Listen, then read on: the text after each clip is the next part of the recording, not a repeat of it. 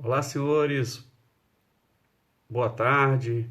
Dando continuidade ao nosso conteúdo, né? Inspeção de aeronaves.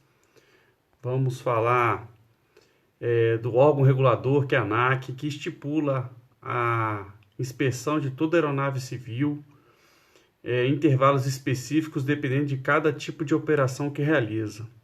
Algumas aeronaves elas podem ser inspecionadas em 12 meses, 12 em 12 meses, enquanto as outras têm a calendárica de 100 horas de voo. Em certos casos, uma aeronave pode ser inspecionada de acordo com um sistema que possibilita sua inspeção total ao longo de determinado tempo ou de horas de voo.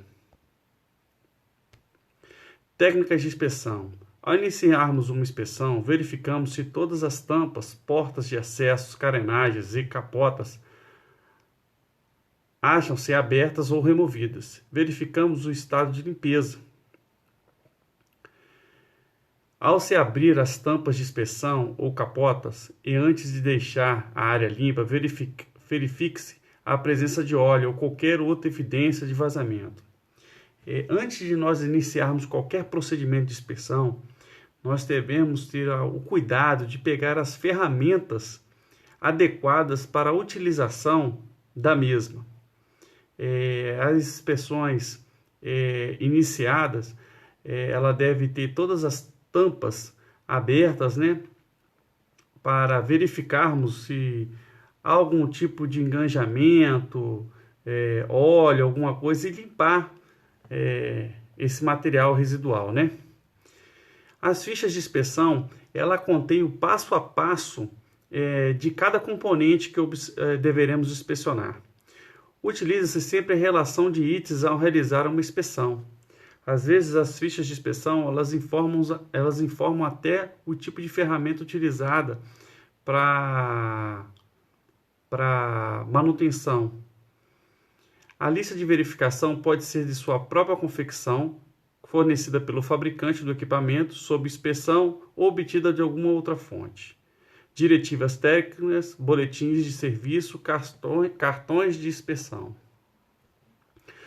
As fichas de inspeções devem incluir as seguintes áreas: fuselagem, seção de cabine do comando e passageiros, motor, trem de pouso, asa de seção central, setor de empennagem, hélice, sistema de comunicação e navegação e equipamentos diversos. Fuselagem. A entelagem e chapeamento, quanto à deterioração, empenos, outras evidências de falha, bem como fixação inseguras ou defeituosas. Ver sobre corrosão, né? Se o chapeamento está bem preso, as desus estão bem enganjadas mesmo nas suas casas, né? E o sistemas e componentes, quanto à correta instalação, defeitos aparentes e operação satisfatória. Ver se o sistema da aeronave está funcionando, se tem os testes, né, que nós fazemos, e ver também a ficha de voo, né, os relatos do piloto, se está tendo alguma falha, ou teve alguma falha ocasional que mesmo assim foi diagnosticada e solucionada lá em cima mesmo, quando ele estava operando a aeronave. Esse é o momento da gente verificar o sistema, né? Se há algum tipo de pane que pode agregar mais algum defeito, né? Ocasionar mais algum defeito. Tanques de combustível, tanques de lastro e partes relacionadas. Quanto ao estado de conservação, se estão bem fixados, né? Se não tem nada deteriorado, algum vazamento, essas coisas aí. De acordo com o modo geral, quanto à limpeza e fixação dos equipamentos. Verificar, botar a mão mesmo no equipamento e puxar para ver se ele não está solto, né? Verificar as desus, parafusos, porcas, né? Autofrenadas, verificar os frenos dos parafusos, se estão bem atarrachados, se não afrouxados, né? Poltronas e cintos de segurança quanto ao estado de fixação, janelas e para-brisas quanto à deterioração e rachaduras. Instrumentos, quanto aos estados, fixação, marcações e quanto possível operação adequada. Controle de voo e dos motores, quanto à correta instalação e operação. Bateria, quanto à correta instalação e carga. Verificar, você pega a bateria também, a nossa parte lá, a nossa responsabilidade, empurrar a bateria, né? Ver se ela está bem fixa mesmo, as porcas não, com a vibração da aeronave elas não se afrouxaram, alguma coisa assim, né? Dá essa atenção melhor para a bateria também.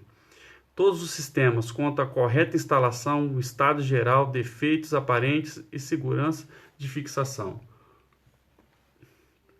Seção do motor, vazamentos, prisioneiras e porcas, aperto correto e defeitos evidentes. Interior do motor, quanto à existência de partículas metálicas ou de origem estranha nas telas e bujões. Berço do motor, quanto a rachaduras, folgas no motor, montantes de fixação. Nos montantes de fixação. O motor, os amortecedores flexíveis de vibração, estado e deterioração. Controles do motor, quanto a defeitos no comandos e frenos. Tubulações, mangueiras e braçadeiras, vazamento, estado geral e aperto. Descarga do motor, rachaduras, defeitos e fixação. Acessórios, defeitos aparentes na fixação. Capota, rachaduras e defeitos. O trem de pouso, todos os componentes, estado geral e fixação. Amortecedores, nível do óleo. Haste, articulações e suporte, desgastes excessivos, fadiga do material e deformações. Mecanismo de retração e distensão, quanto à operação correta. Tubulações hidráulicas, quanto ao vazamento. Trem de pouso. Sistema elétrico, a operação correta dos interruptores.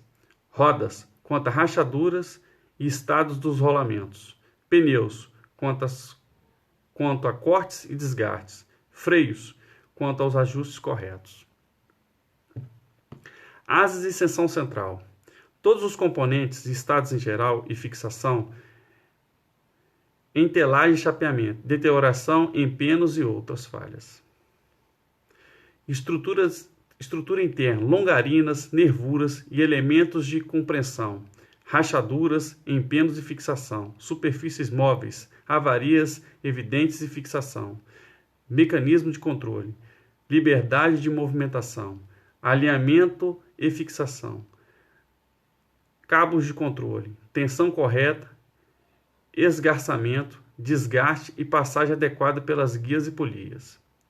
E verificar, né, na borda de ataque também, que é a parte onde que recebe o maior atrito ali, né?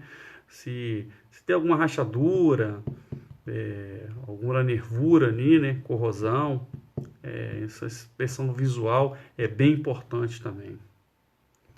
As empenagens, superfícies fixas, avarias, fixadores, frouxos e fixação. Superfícies móveis do controle, quanto a avarias e fixadores em telagem frouxa ou em penos nas chapas. Em telagem ou chapeamento, quanto a desgastes, rasgos, defeitos, deformação e deterioração. Senhores,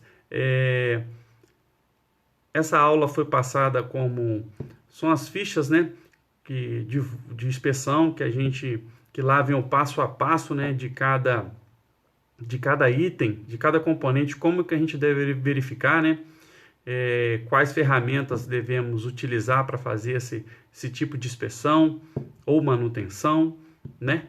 Foi uma aula bem objetiva, né, no conteúdo, porque a ficha de inspeção ela já vem especificando o passo a passo do que deve ser feito, né? Não tem como sair daquilo ali, é uma normativa feita pelo fabricante, né? E qualquer dúvida que tiverem, por favor, utilizem o e-mail ou pode ligar para esse Retelma aí. E estou finalizando mais esse módulo e voltarei para a próxima aula agora. Tá bom, gente? Muito obrigado aí.